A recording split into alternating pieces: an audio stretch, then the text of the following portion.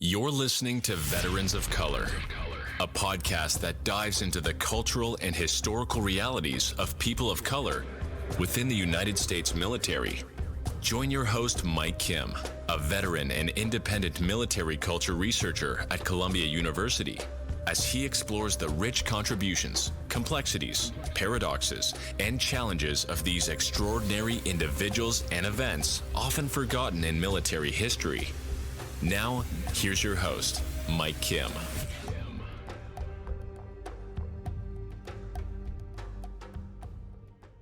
VOC Veterans of Color.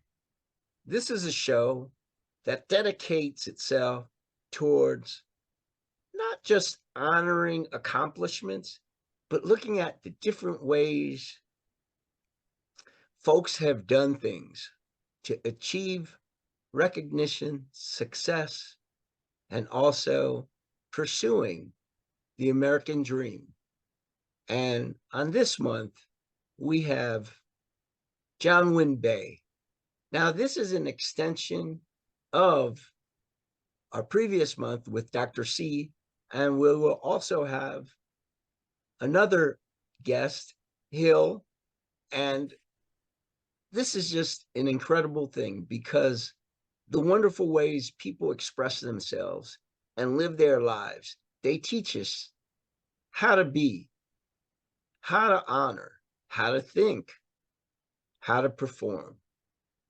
And John Winn Bey is one of those who has just set the new trend in regards to, during the 80s, special operations, Marine excellence, trying to push the boundaries, breaking down myths, and also being a person of purpose. And John Winn Bey, how are you doing today? Thanks, Mike. I'm peaceful. I'm in a very, very good place today. So thanks for asking. Thank you. And I'm glad you said today because we all try to live day to day, and that keeps our youth going. And also that promotes people who might have too much on their plate, but need to kind of like recognize that that's all you have. You have moment to moment, day to day. True.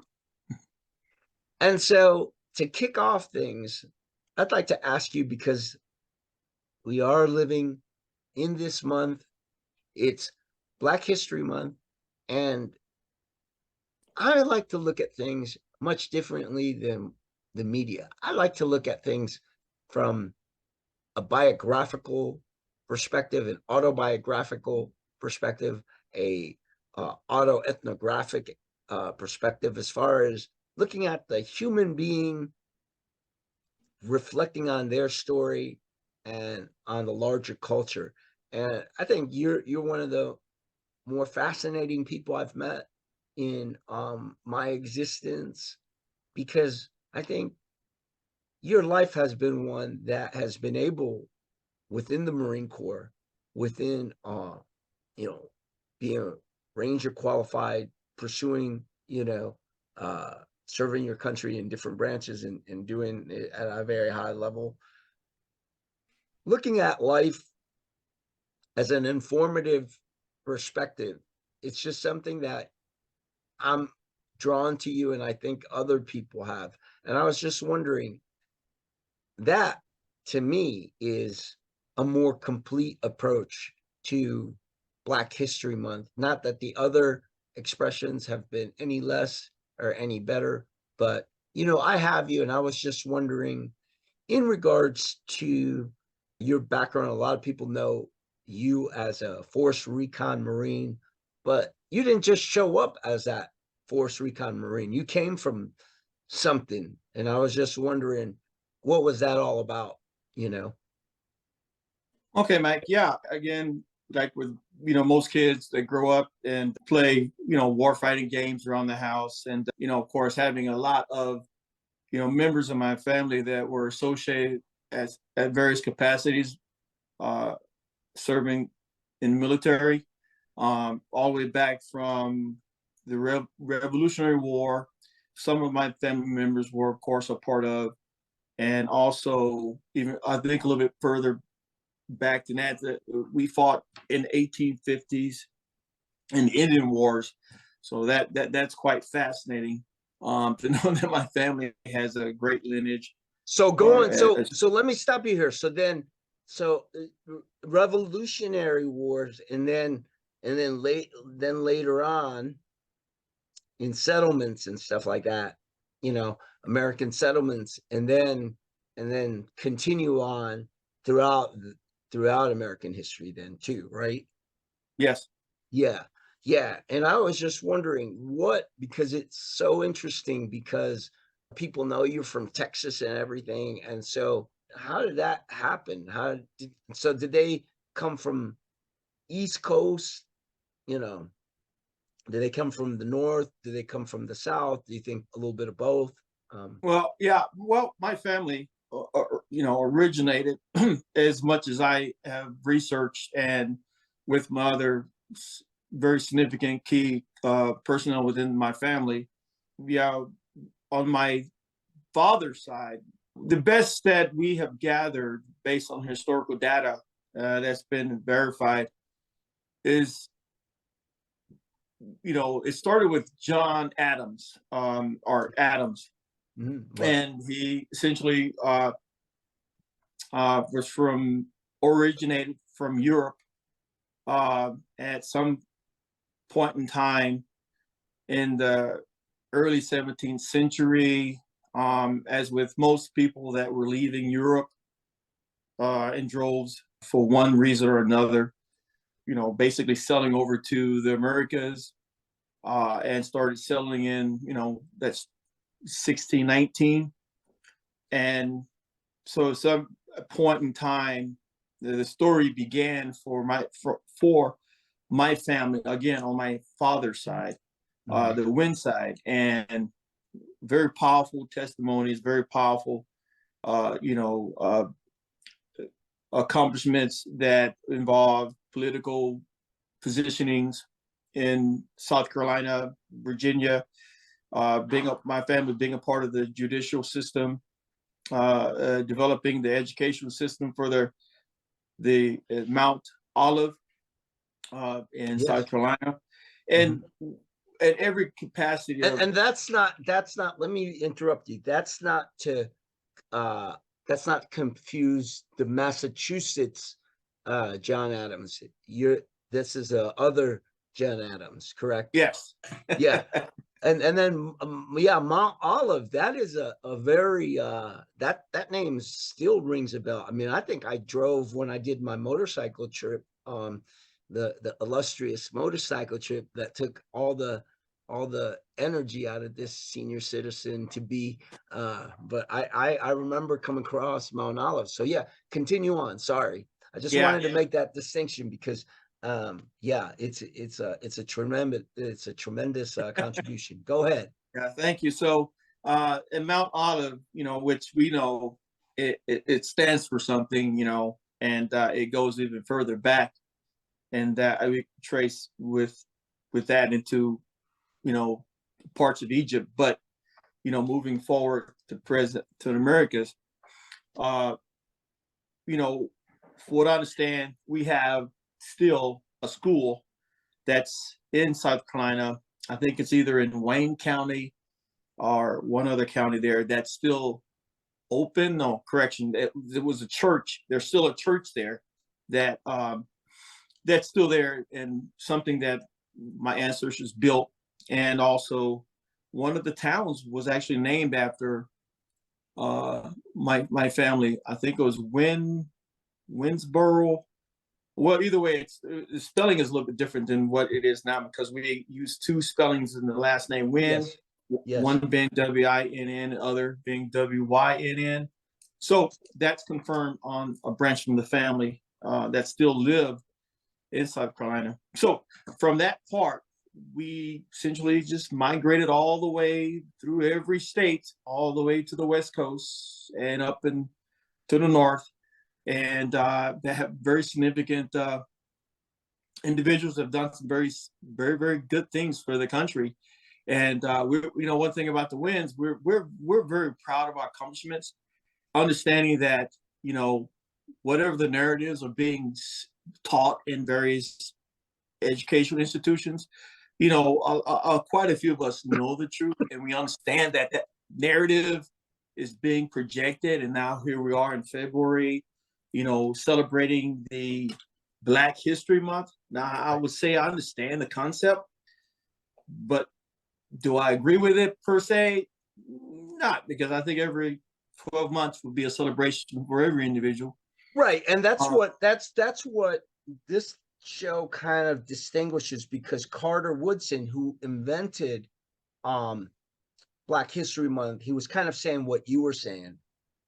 He said that the vision is that eventually you're not gonna have to do that, as far as have a month, but he established it, and actually it was Gerald Ford, Republican president, who actually promoted it and made it official. So a lot of people don't realize it, and it was more as kind of like something to recognize certain things that may be forgotten. Let's say, we wouldn't have known a certain narrative, that people can intermix well before slavery was officially established, or the way it's presented, like on TV, and migrations occurred, and there were freed people, there were people of many complex mixtures of folks, intermarriages. I just read Bell Hooks's Bone Black, and she just went part of Kentucky where, I drove, as I experienced Mount Olive, I also drove to Kentucky because there's a monastery in Berea, I think, where the famous monk, what's his name, Thomas Merton lived. But then I was remembering, Bell Hooks, who died recently, but she wrote about being Indian, a Native American, also not just being African American, because in her area, the intermarriages that occurred between African Americans, Blacks, with Native Americans was so prevalent, and so that's why, when she was a kid, some people would call her Red, because of that intermarrying that occurred. And she always identified in her book, it was interesting. She said, I was always going to see myself as a cowgirl, but never killing, the red folks, because Right.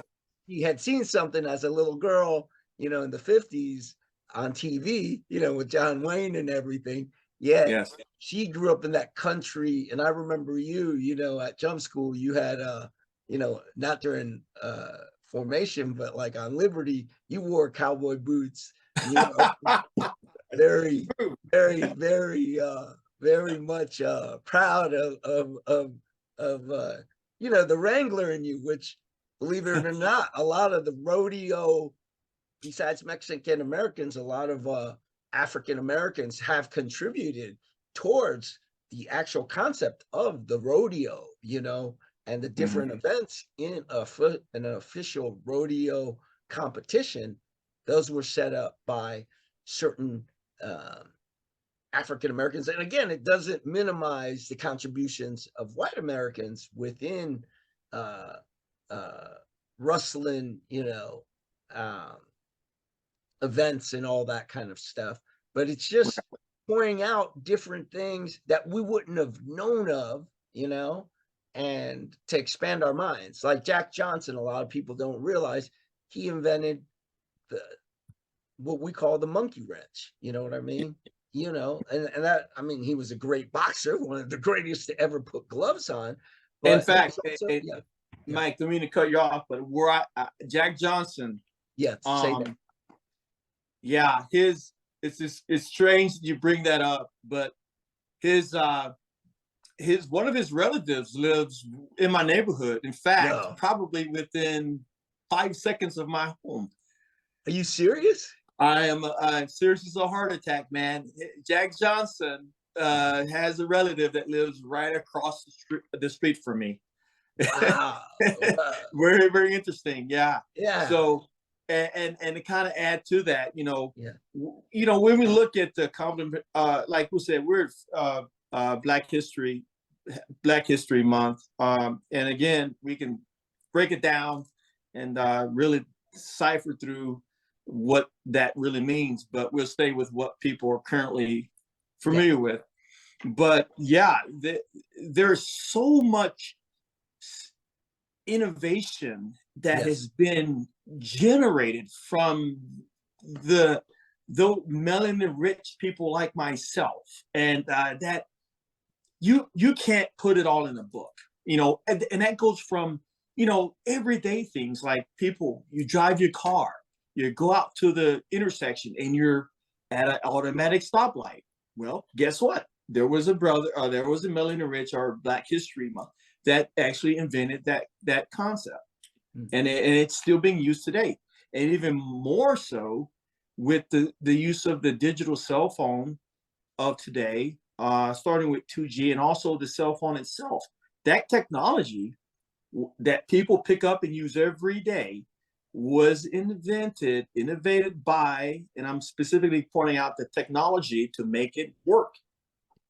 And the way it is actually functioning today was created by a person of name was Henry T. Sampson, was a very heavily melanated brother, and also Jesse Eugene Russell, who is the inventor of the technology that makes the cell phone work. So every day,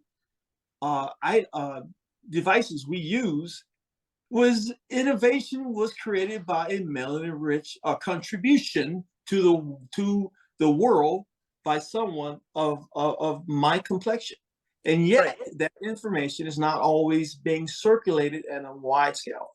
And that's why we at VOC wanted to have this once a month, to have different folks to talk, because it's not something to be politicized. You see, I believe President Gerald Ford enacted it because back in the 20s and even before then, unfortunately, and it's not a conspiracy. It was more an issue of a lack of fear, a lack of, how can I say it? We don't know what to do, reactions. And it was also a money-making endeavor to set up propaganda. And, so movies like Birth of a Nation, you know what I mean? That was the most popular movie in the whole world. Basically presented certain images, certain myths about folks, I'll just say Black folks in a certain way, and in a very negative way.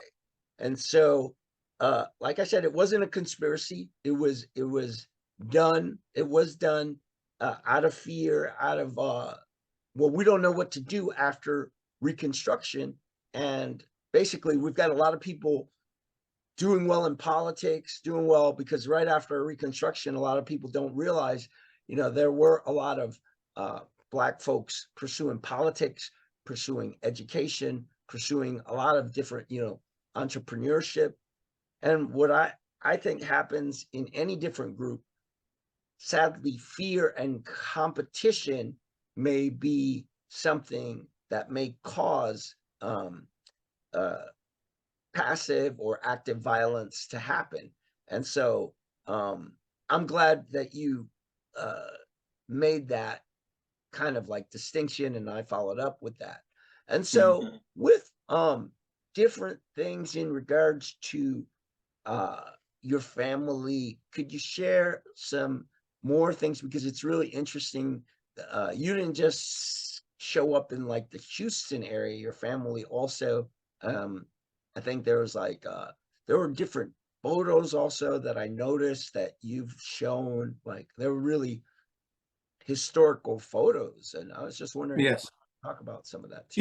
Yeah, Mike, I certainly can. Now, it's quite interesting because, it's like the tree of life. Everyone knows that the roots, it's one root doesn't penetrate the soil. It definitely has many, many roots that penetrate the soil, and it goes back and then you have many branches that from one plant just springs out, but yet they're all essentially a part of that same, comes from the same source. So that's that's what every family is. And now specifically using that format and to explain my family branch, our family tree, it branches out in different areas. Now, one of the things we do know is for my family, again, I have to switch to another branch, and that's my mother's family side. They're from parts of Oklahoma, and we're associated with the Black Wall Street, and yes, and that trickulated back down to I would say central part of Texas, or actually the east part of Texas, but yet sort of still in the central. Yep. And there's some pretty creative things that noted throughout history. So hold on. I don't want you to put me in the front leaning rest. This is Coke Zero, okay? Okay. That means, oh no, I think I'm gonna have to go on the front leaning rest. My vision is failing me. This isn't Coke Zero. Let me throw this away. I didn't drink it, so I ain't doing no push-ups for you. Roger that. I just threw it away. I think I hit my son. No, he ain't here. Uh-oh. Go ahead. Yeah. So, looking back at that is also with the combining of various families. So, and with that, we have identified that on my mom's side is a Kichi, from the Kichi Nation. It's spelled Kwchi Nation. And with that, even now, I go up to the land that my great grandmother, that's passed down to my hands now, that I'm now overseeing and upkeeping, and branching out from there, talking to all the other, melanin rich people with their history, with their stories of their family lineage. And it comes quite interesting that it's all intertwined with my family, again, on my mother's side. So, and come to find out that most of them, or through, everyone wants things to be documented on paper. Okay, well, that's one method to kind of maybe give the evidence of it, that it exists. But then also on the other side of that is you have stories that are passed down through families' history, or your story is a verbal story that's kept within the family by just stories that are essentially told by the elders about where you come from and where you originate, who your people are. Well, again, I found out on my family side where the actual they call it today is a misnomer, Native Americans, or misnomer again, Indians. And we're like, okay, and then misnomer again, they're called the Kichi tribe. And then you go into that story and you hear about all that. And then you have the pictures where you do the, everyone wants to do the DNA. And I got it. If you feel comfortable using it, then continue with it. But there's some very, very powerful and significant information that it goes down through your family history, and that is verbal. And so we understood that in Texas, and you have to make this distinction. When did Texas become annexed to the United States? And we found out through history, and it's written at 1845, okay, or 1846.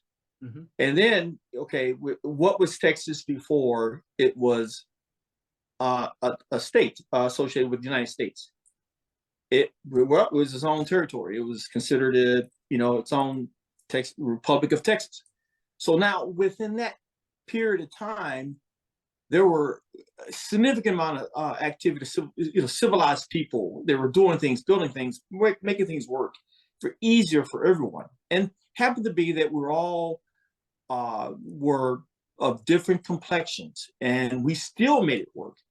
Now, with my family, understanding that Texas was not a slave state up until they were annexed or agreed upon to join the United States around 1846. And then, as we know, the Emancipation Proclamation actually came out in 1863.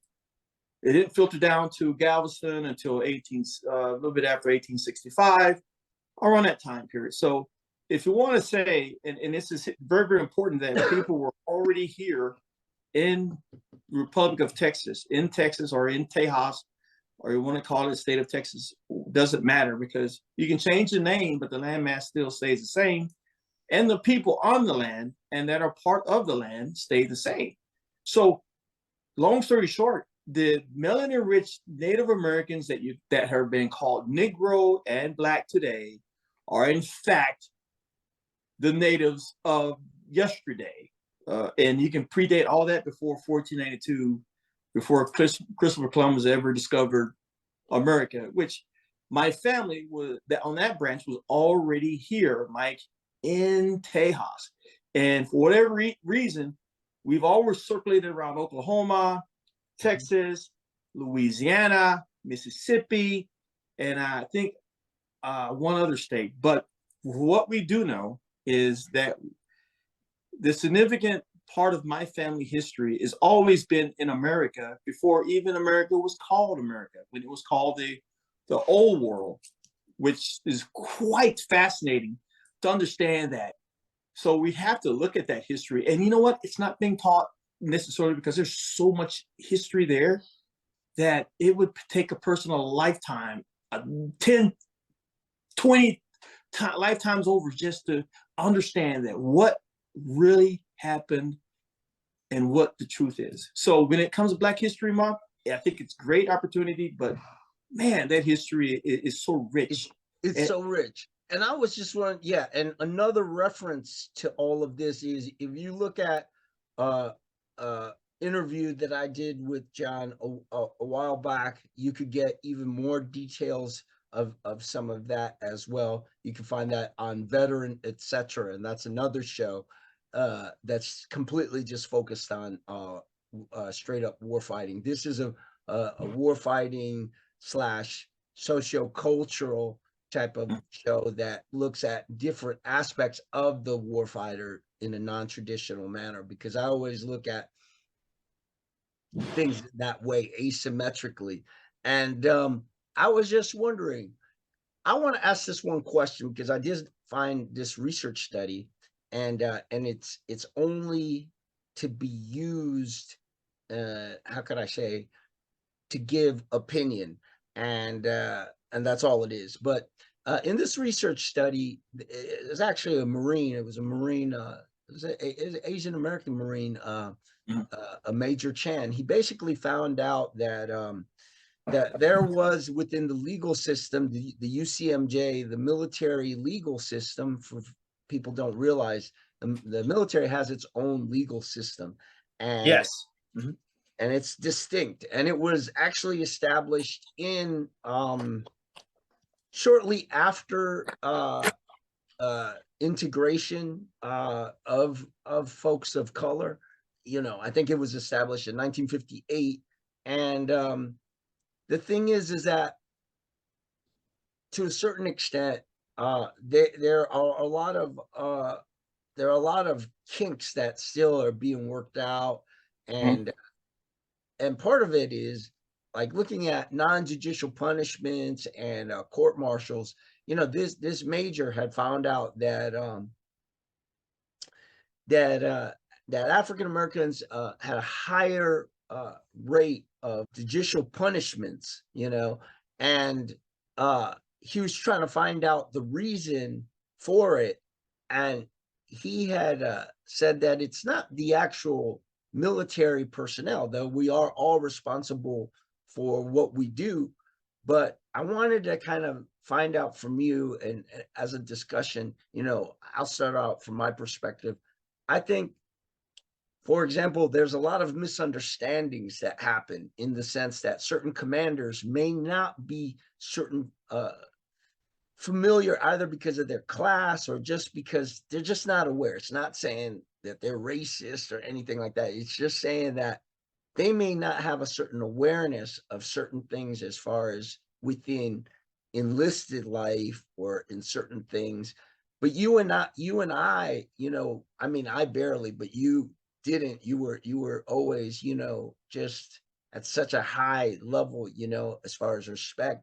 I tended to be that hippie in a way that when I was in uniform.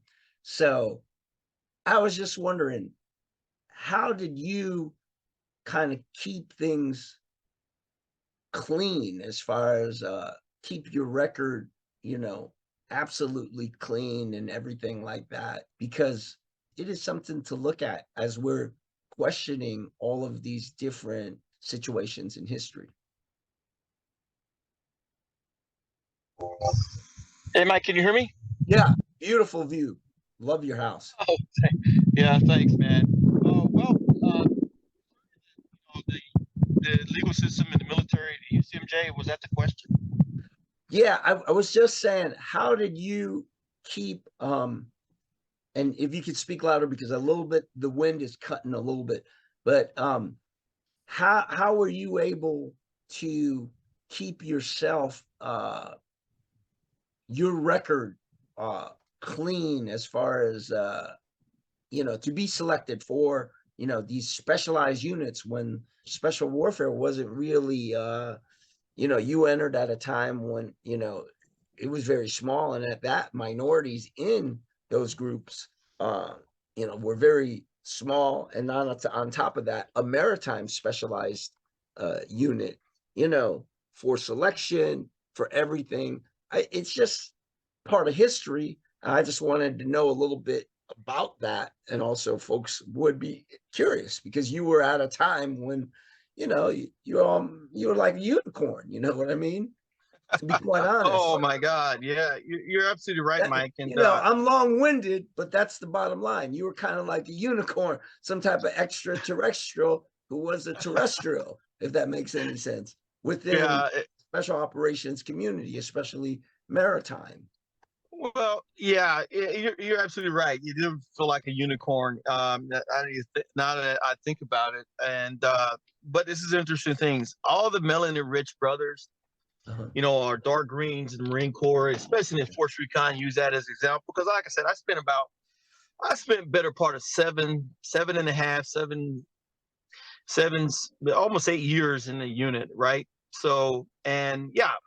There's not a lot of melanin rich brothers, not a lot of dark greens, and I don't think it's because a lack of trying or people are not able to accomplish it. It was the fact that everyone brother dark green that I met that went out for recon was okay. There's 50, for example, there's 50 tryouts. There's 50 Marines that are trying out for a recon, and let's say there's five dark green Marines that are trying out. They make up to 50, right? So there's 45 light green Marines and 5 of us dark green Marines, and guess what? All 5 would make it. Mm-hmm. So. And to me, that was like 100% success rate. But again, right. even though it didn't have the numbers. Wait, let me stop you here. Yes, this is the distinction. So I've read other articles, scholarly articles that kind of mirror what you're saying. So even though the numbers may not be high, still the numbers that do show up do make things happen. You know what I mean? And that's also proportionality. Something that Aristotle, the great Western, Western influencing philosopher, I'm just saying, though he received knowledge from the East and from the South, Africa, and all these different areas to create his theory of proportionality. But, what's proportional is that even though the numbers might be big, the numbers are what they are because of what you're working with originally. So just like you said, at the tryout, there might be 50 folks trying out, then, five brothers, in the program, and they'll make it. It may not be a large number. It may be a small number, but we have to look at the proportionality that one in general, according to the literature, a lot of folks might not pursue special operations because their parents may have said, go learn a trade, so go into admin or go into, combat engineers, because we know we can get you a construction job once you finish the military. Culturally, that may exist. I know, from my Asian background, they wanted me to do computers. Now, I ain't putting it on my eyes, but I said,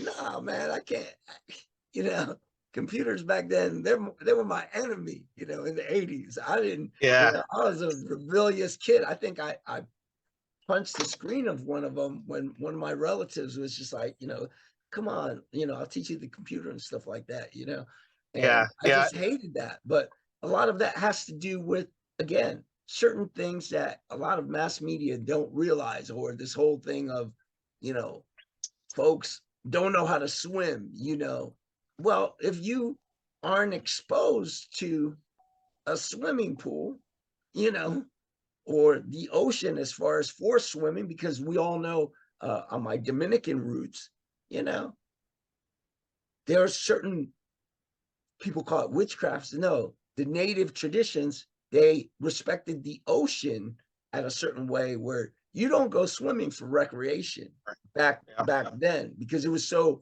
dangerous, the tides.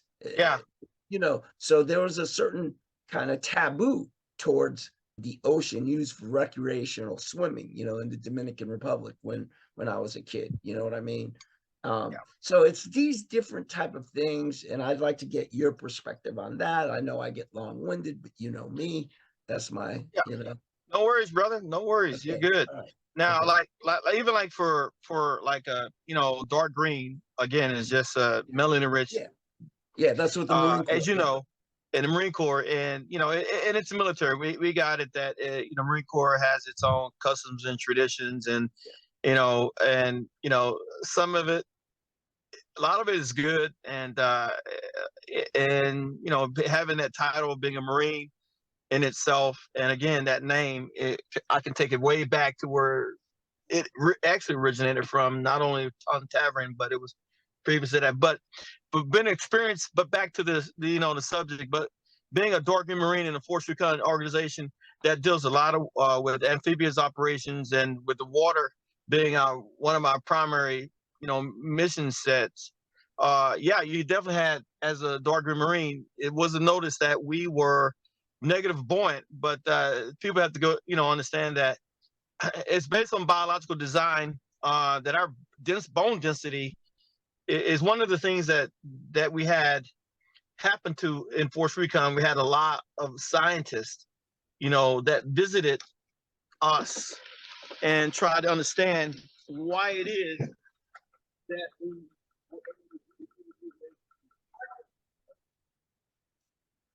You're not coming in. You're not coming in. Okay. Can you hear me now? Yeah. Hold on, Mike. Give me a second. Okay.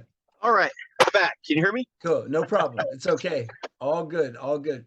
And just to let folks know, I've been wanting to do this with John for a while, and so I had caught him, in a 911 situation, and he's always been great with that. So yeah, I appreciate your time on this. So you were saying, as far as they've been trying to observe that whole negative buoyant issue, and what can you add on that? Yeah, and what they've discovered that, again, with those special operations, and within special operations, the operators themselves are quite fascinating. The way their biology is, we have larger hearts, we have more lung capacity, return. We have a large capacity to return more depleted oxygen to the lungs, and expel it and pull in more oxygen. So, and also with the dark green Marines, they wanted to study us, basically see how our blood oxygenation, percentages were when we were put under a significant amount of stress, and also to understand that how our bone density we're able to impact through our survival through training, or the lack of broken bones and stuff like that, how we impact the ground with a 100-pound ruck when we're jumping out of a perfect airplane. So they found out that the science behind it is quite fascinating, and I think they were getting things done to sort of use the Marine Corps Force Recon as, and again, this is just my thought on it, as a template for building super soldiers, or for AI. Yeah. Because we had a lot of the new systems that they're coming out with today, the modern systems, the skeletal, the exosystems that they were trying to understand, how military special operations were able to withstand that amount of weight, 100-pound weight on their back.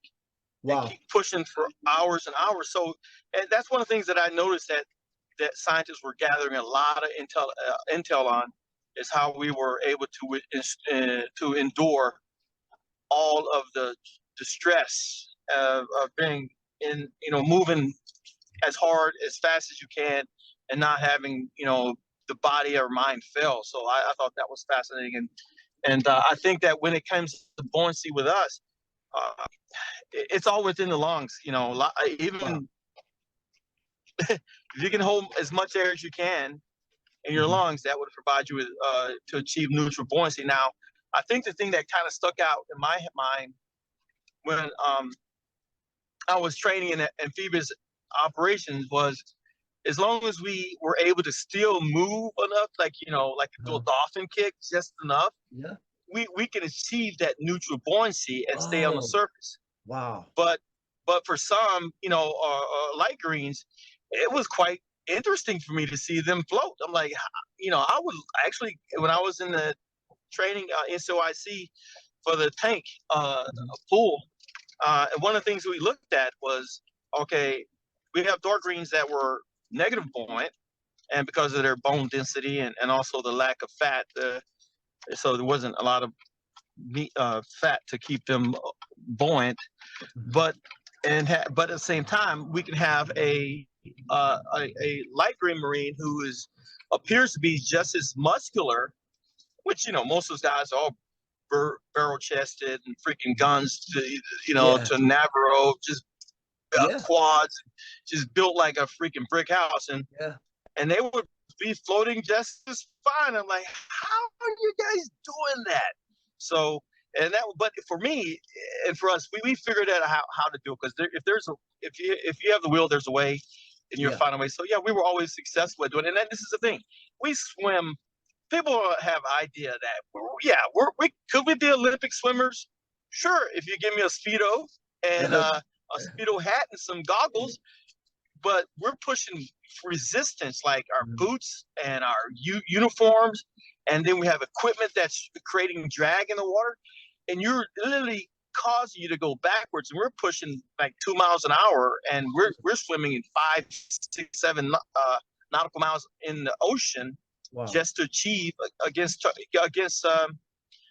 parents, and against having us try to stay alive from getting ate up by jaws. Yeah. And that was always a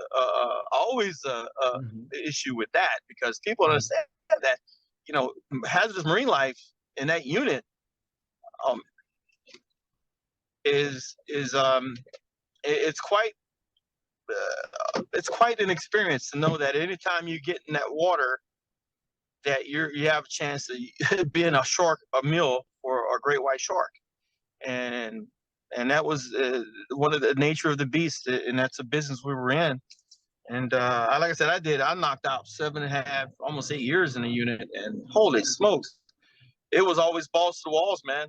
I'm like, Jesus Christ, So anybody that wants to be there in a dark green, sometimes you gotta ask the question, why do you put yourself through the trauma or the stress, not trauma, but stress, Right. of being in a special operations unit? It's not easy, but it was something that you just have to love to do. And at the time, I never thought of myself being. Go ahead. That's what I noticed with you, from even at jump school that people recognize that you were really just into it, you know, really into warrior life. And that's why I wanted to ask the question about UCMJ. How do you feel that you, whether it's black, white, whatever, you seem like your character was able to kind of like transcend a lot of things. And so the message is, how do you think, and where did you, you know, where some people may have lacked character, again, from any background, but your sense of character seemed to transcend the average or even below average. How do you think, you know, what's that all about? Yeah, I think I understand your question, Mike. I think I understand it. So an accurate answer. For me, you know, again, being a dark green, Black History Month, and realizing the great accomplishments that people of, you know, again, a misnomer, people of color have accomplished. And while it's me having a, you know, pretty good bird's eye view of everything in the special operations community, more in, you know, Force Recon, and then overseas in the combat zones, yeah, you know, one of the things that really resonated with me while I was in Force Recon, and again in the training platoon, you know, getting trained up as an operator. One of the things I do recall hearing a lot is, first, I didn't really understand what the dark green or light green thing was, but I eventually learned. And I didn't understand why sometimes they would say, "Hey, watch out for the dark greens." You know, they're negative buoyant. So again, I'm like, I can swim. I always have been able to swim, but you know, even as a kid, I had the neighborhood pool that I went to, and I always had to swim out there, and but never thought that that negative buoyancy or had a capability or was a negative thing, being negative buoyant. So we just do what most people do. You tread water in place for a long period of time, and if you are treading water, you just make sure you keep more oxygen in your lungs to create more positive buoyancy and to stay above water, realizing that, you know, you're negative buoyant. So the lungs are quite powerful. They can hold a lot of air, and you can still perform at maximum levels even with air in our lungs. And that's the only difference that I saw is that make sure I keep a little bit more oxygen in my lungs, and also to streamline my body. Yes. Not being in a vertical position, but kind of like, you know, going to horizontal, because if you're in vertical and you're not able to move, which most times in water survival course, you had to stay, you know, motionless while you're floating, you know, with your boots around your neck, and for I think maybe 5 minutes or something like that. But that's all you really need to do. And if you need to float longer than that, then we have the way to take our trousers off and make them buoyant for us, and that causes us to have that more positive buoyancy. So there's many different techniques to do it, but was it a challenge? Yeah, it was, but no more than it was from any other the light green Marines, you know. Yeah.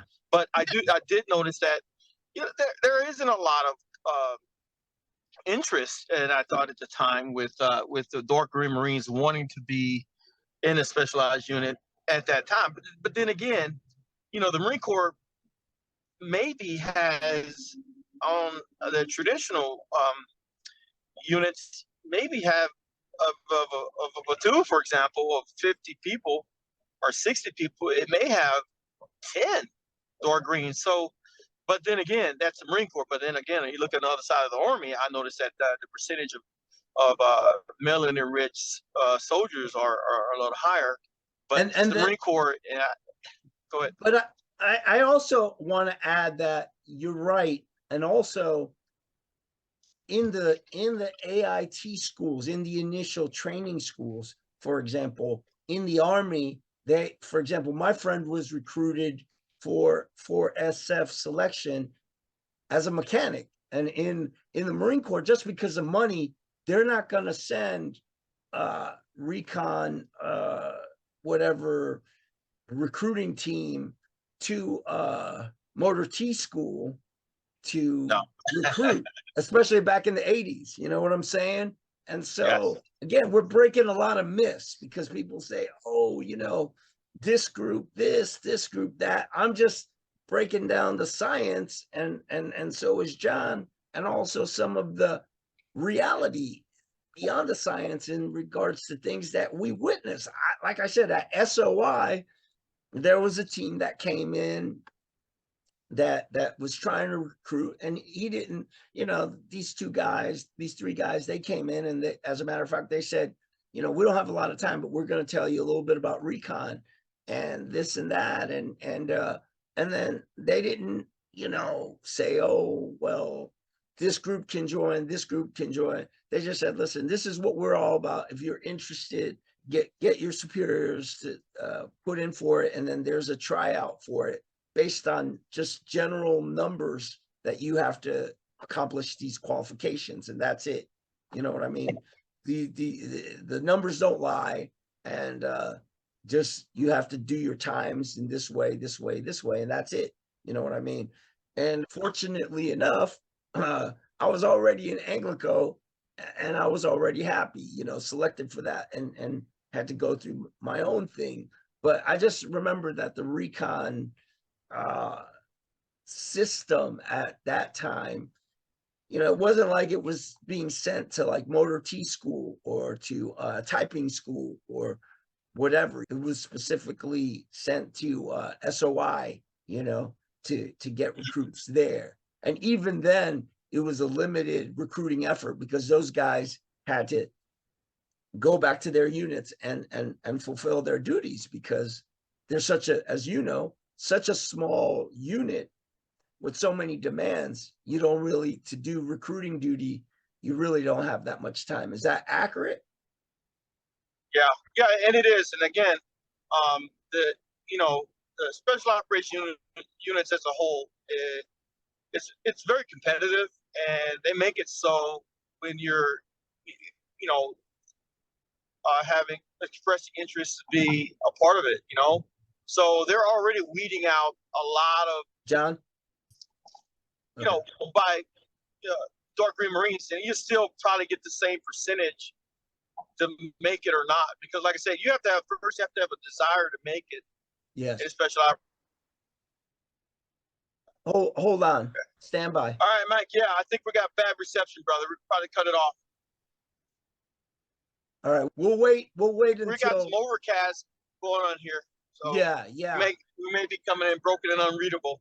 Okay, no problem. It's okay. It's okay. I'm gonna fill in the gaps until you're into a better place.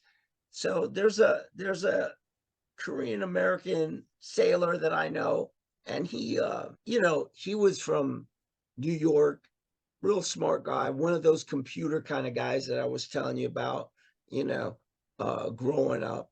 And he never went through a pool. He never, he grew up just like very inner city in Queens, New York, and then it's like high school graduation came, and he came across a Navy recruiter, and the Navy recruiter was just like, I guess he needed to fill in a quota or something, but he was just like saying, hey, your test scores were great all the way around. You should try out for the Navy SEALs, So this guy was brought in for Navy SEAL application, his packet, and he was approved, and he went to BUD/S, and he like dropped out within a week or so. And then he was immediately sent out to the fleet. He was in this isn't to be derogatory, but he was on a ship, and he was a decade. He was your classic sailor.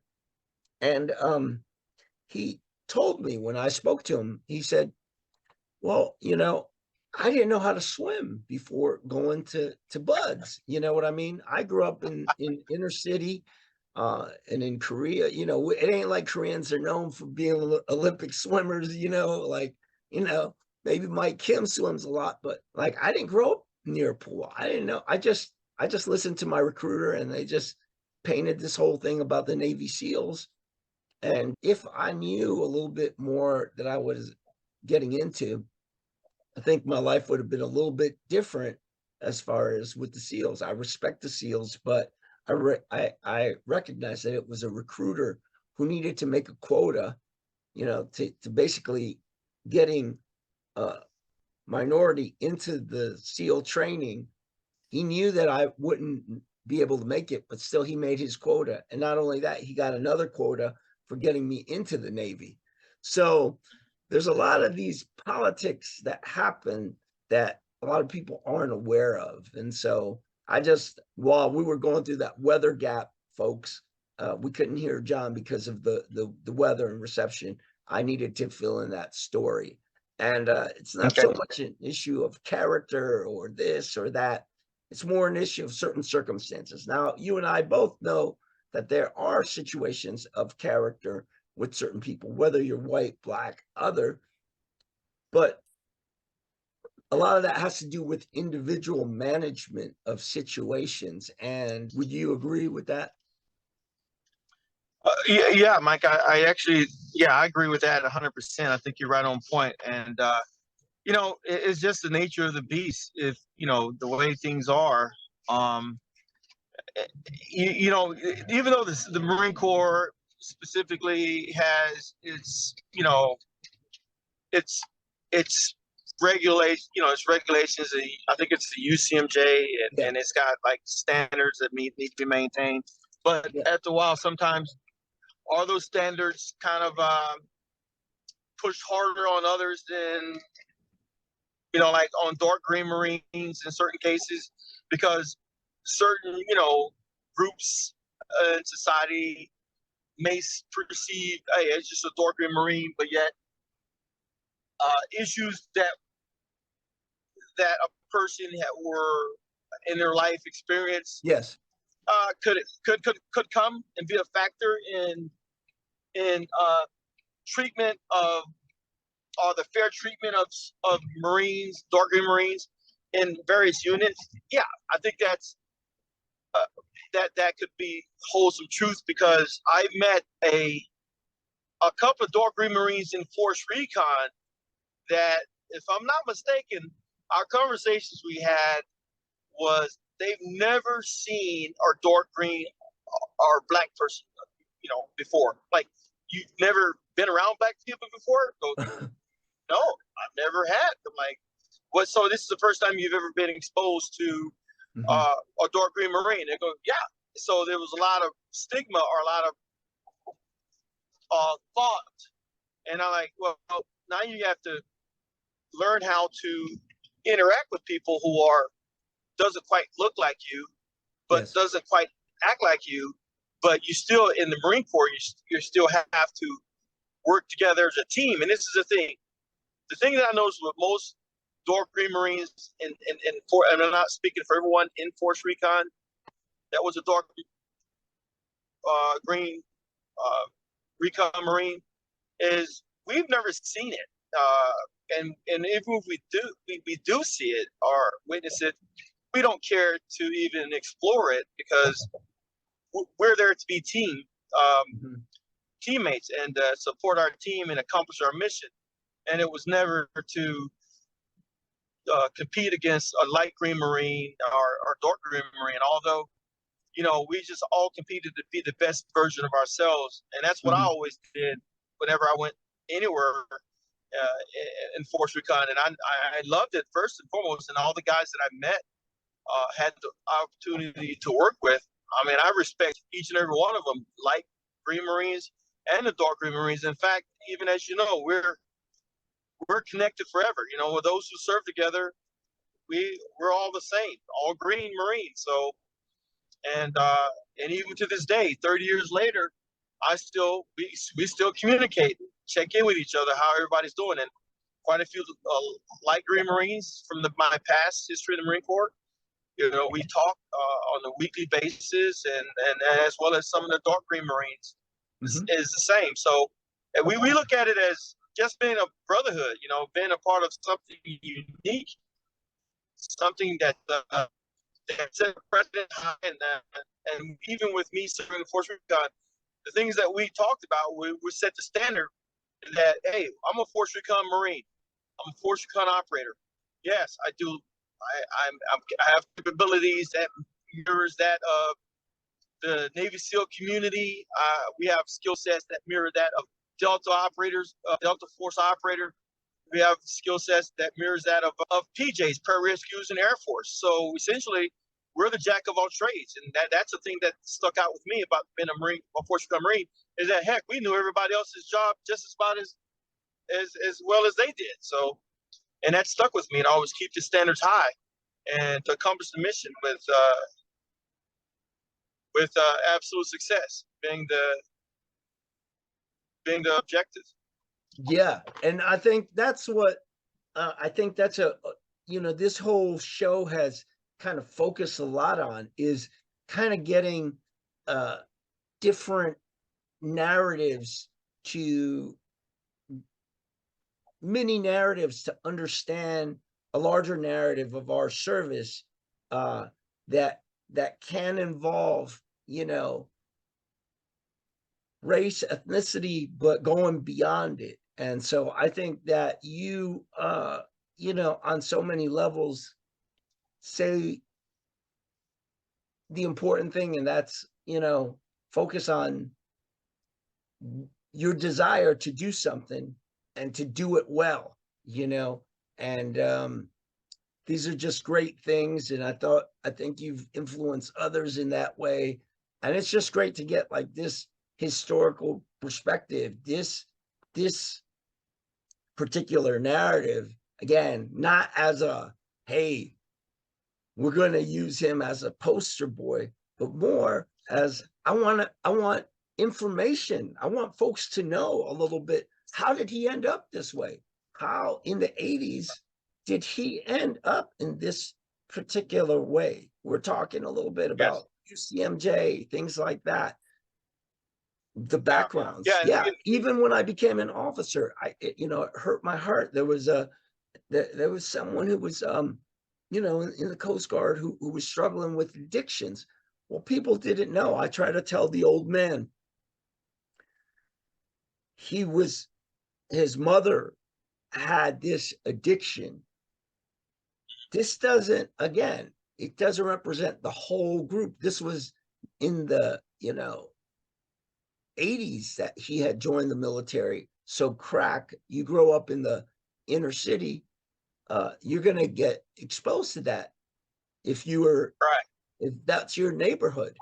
And so my whole thing was, let's pursue treatment on this, situation. And, they allowed this guy, again, this was the Coast Guard. This is a very different situation. We're just talking about stuff in regards to what you had said earlier about, certain people's past, for, in your case, it was very strong past. You had a very strong family historical background that gave you a lot of the fortitude and all the virtue to excel, whether you were in the Army, the Marines, who you served with more so. But when I say Army, when you went through Army Ranger School, and then even working for the government and doing other things, you had a lot of strengths prior to the military, college, strong family. I'm not saying that you can't make it without those things. I'm just saying those are foundational things that whether you're white, you're black, Asian, whatever, those are going to be strong points versus the one cat that I was telling you about, the Coast Guard that was struggling, or the cat, the Korean guy who grew up in Queens, in inner city and never saw a pool and is recruited to go to Buds and leaves after a week. You know what I mean? He didn't have that. And so not that makes you still have to do all the work, but you're coming in with something very positive. And that's why I like honoring VOC, because, Dr. C, same thing. She became a huge academic scholar, being African-American, because she loved books and her parents encouraged reading at a very young age.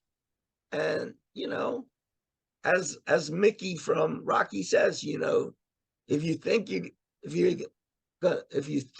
you're doing great, you're going to do great. Right. That's true. And that's where it's at right there. It's a mental thing. And, no matter what your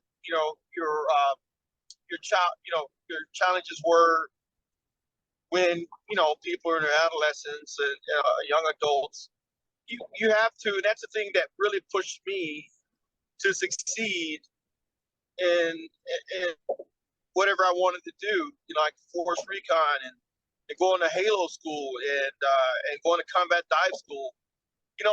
People have to understand those schools are not easy. I mean, and they tap you out in the area of your physical exertion, your mental, and your emotional. So you're literally going deep within yourself, into your mind, and you have to have that motivation. That's the thing.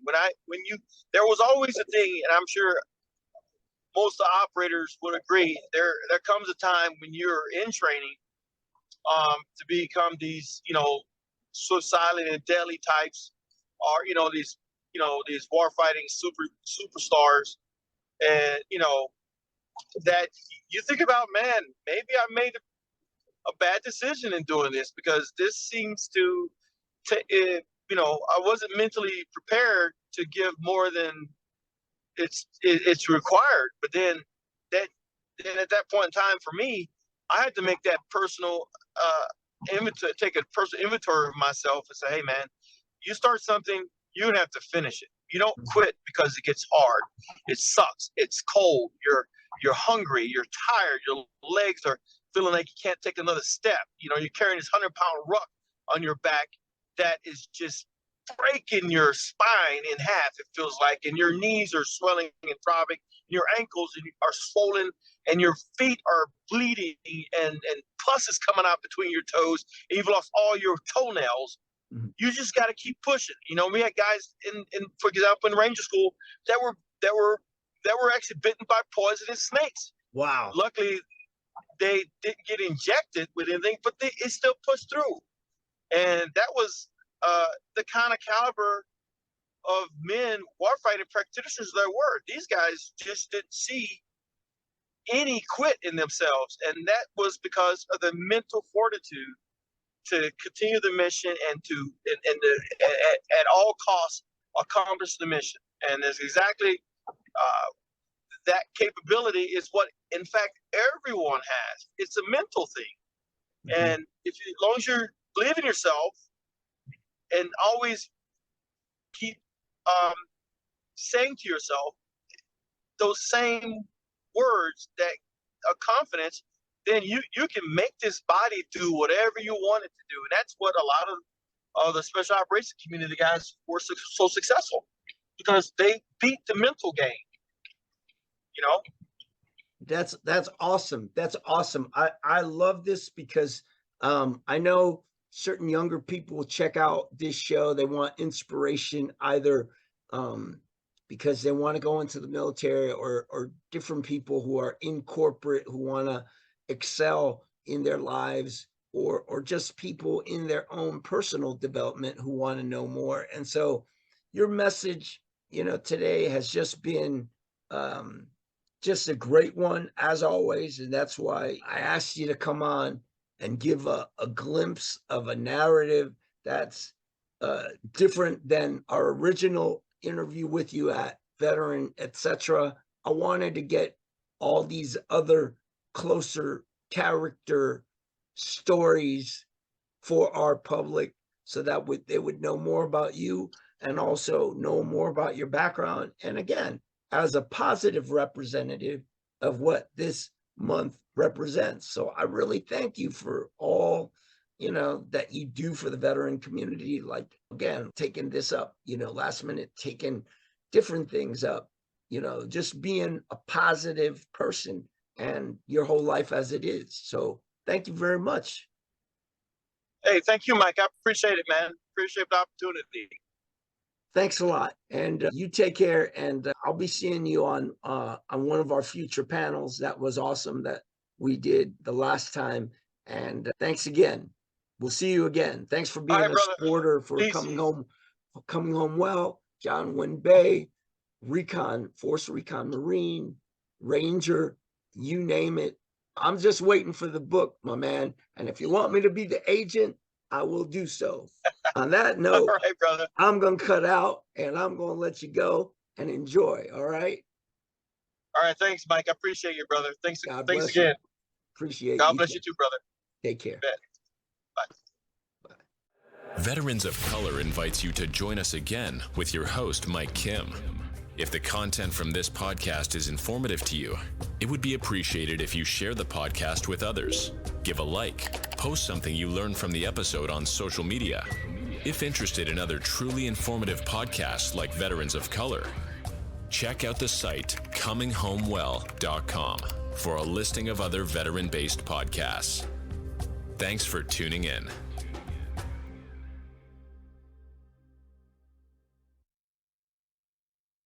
Veterans of Color invites you to join us again with your host, Mike Kim. If the content from this podcast is informative to you, it would be appreciated if you share the podcast with others. Give a like, post something you learned from the episode on social media. If interested in other truly informative podcasts like Veterans of Color, check out the site cominghomewell.com for a listing of other veteran-based podcasts. Thanks for tuning in.